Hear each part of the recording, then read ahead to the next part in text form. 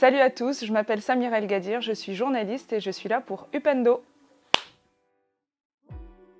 Je suis Samira El Gadir, je suis journaliste, je suis reporter de terrain et depuis 5 ans maintenant, je suis spécialisée en fact-checking. Le fact-checking, c'est la vérification des faits, la lutte contre les fake news et la désinformation, et notamment ce qui circule sur les réseaux sociaux et ce qui circule sur Internet de manière générale. Alors l'éducation aux médias et à l'information, on la voit aussi présentée sous le sigle de l'EMI sur les réseaux sociaux, c'est tout simplement apprendre à s'informer comme on apprend à bien manger. On dit souvent qu'il faut manger sain. Et bien aujourd'hui, avec la profusion de contenu sur les réseaux sociaux, il faut aussi apprendre à bien s'informer, à faire le tri sur tout ce qu'on voit circuler en ligne, mais aussi dans les médias et les chaînes aussi qui sont de plus en plus nombreuses dans les médias classiques. Donc l'EMI, c'est tout simplement de donner des clés aux lycéens, aux collégiens, mais aussi aux enfants de plus en plus jeunes qui ont aujourd'hui un smartphone et qui sont connectés, de savoir comment fonctionne tout ce monde informationnel. Donc faire le tri dans tout ce qu'on voit sur Internet, mais aussi comprendre ce que c'est que le métier du journaliste, en quoi il est différent d'un influenceur, c'est quoi la différence entre une information fiable et une fausse information ou une information qui n'est pas vérifiée sur les réseaux sociaux ou en ligne.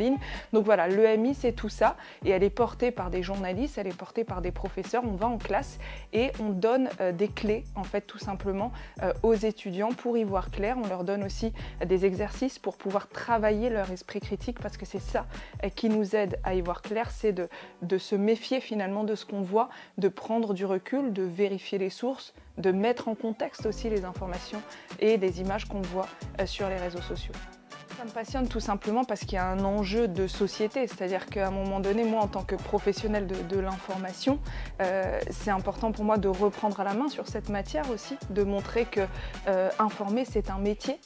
C'est pas juste diffuser des contenus ou diffuser mon avis ou faire des vidéos parce que j'aime la cuisine, j'aime danser. Voilà, ça c'est des contenus sur les réseaux sociaux et pourquoi pas, c'est bien aussi de voir ces vidéos-là, mais on ne peut pas dire qu'on informe à partir du moment où on donne un contenu. Donner une information, c'est croiser les sources, c'est être exigeant aussi par rapport à l'information qu'on va donner au public qui nous regarde, qui nous lit et c'est pour ça aussi qu'en tant que journaliste, c'est important pour moi de m'engager sur ces questions-là pour aider le public à y voir clair et à distinguer le vrai du faux notamment. Après 5 ans de fact-checking, après avoir vérifié un grand nombre même de fausses informations, voilà, j'ai mis en place donc, le service de fact-checking de TF1 et LCI. J'ai vu à quel point c'était indispensable de vérifier toutes ces informations-là. Mais là, j'ai fait le choix d'aller en amont de la chaîne, c'est-à-dire avant même que la fausse information soit diffusée, rendre imperméables les populations à ces fausses informations. C'est-à-dire que dès le départ, on soit prêt, qu'on soit tous éduqués à aiguiser aussi notre œil, à repérer les fausses informations, à distinguer aussi une intelligence artificielle, une image qui est fabriquée de toutes pièces d'une vraie photo. Donc voilà, mon projet aujourd'hui, c'est vraiment d'aller en amont de la chaîne, d'éduquer les gens, les jeunes et moins jeunes d'ailleurs, aux fausses informations. L'esprit critique aussi est très important pour pouvoir distinguer le vrai du faux sur les réseaux sociaux. Donc je mets aujourd'hui et dans les mois à venir vraiment toute mon énergie à cette éducation aux médias et à l'information dans les classes, mais pas que. Je suis allée aussi dans des médiathèques, voir des personnes plus âgées qui se font arnaquer aussi parfois avec des images qui paraissent réelles, mais en fait derrière on se rend compte qu'il y a des escrocs qui font croire qu'on va gagner beaucoup d'argent avec les crypto-monnaies par exemple, etc.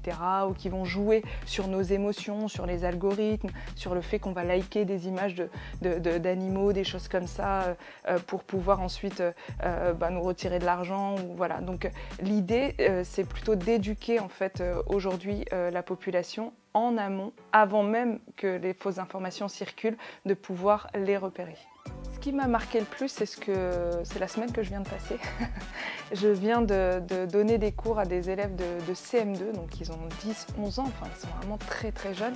Et en fait, ils sont déjà très agiles sur les réseaux sociaux. En tout cas, ils ont déjà une consommation des réseaux sociaux. La plupart ont même déjà un smartphone, donc déjà ça, moi, ça m'a marqué.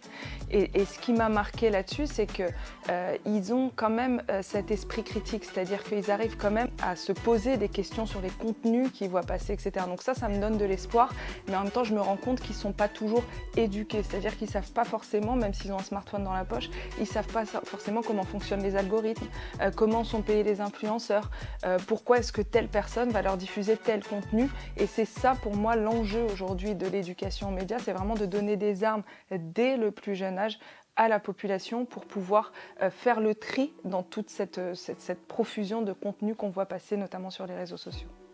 L'éducation aux médias et à l'information, elle va être d'autant plus importante dans les semaines, dans les mois, même dans les années à venir, quand on voit notamment que les plateformes, les réseaux sociaux ne prennent plus leurs responsabilités, on l'a vu dernièrement, dans la modération des contenus.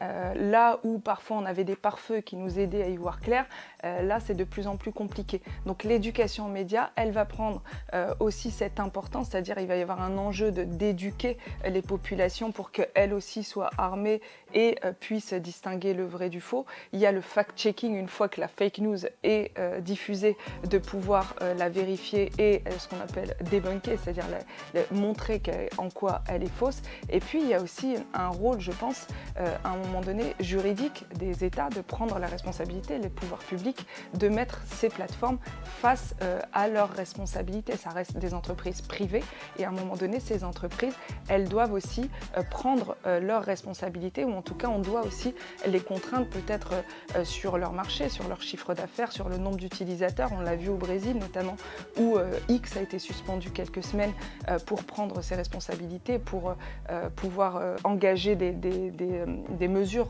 pour modérer les contenus. Donc voilà, l'éducation aux médias, c'est une part de la solution. Il y a le fact-checking aussi, et puis il y a aussi responsabiliser les plateformes, et notamment avec les pouvoirs publics. Alors si j'avais un message à faire passer aux plus jeunes, c'est ne vous contentez pas de ce qui circule sur les réseaux sociaux. C'est bien les réseaux sociaux, on y voit des choses, on y apprend aussi des choses, donc c'est pas que du négatif, mais il ne faut pas se contenter de ça. C'est-à-dire qu'il ne faut pas oublier que les réseaux sociaux, ça reste une vitrine où on se montre sous son meilleur jour, où on veut montrer, je sais pas, un projet dont on est fier, ou parfois on veut aussi faire passer des messages, voire des messages politiques, une idéologie, convaincre les gens, etc.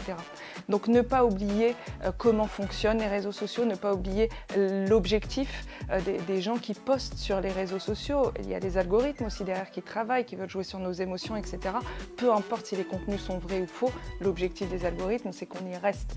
Donc mon message aux jeunes, c'est vraiment ne vous contentez pas de ça sur les réseaux sociaux, des contenus qui circulent sur les réseaux sociaux. Apprenez à prendre de la hauteur, travaillez votre esprit critique et puis éteignez votre écran aussi de temps en temps, la vraie vie c'est bien aussi.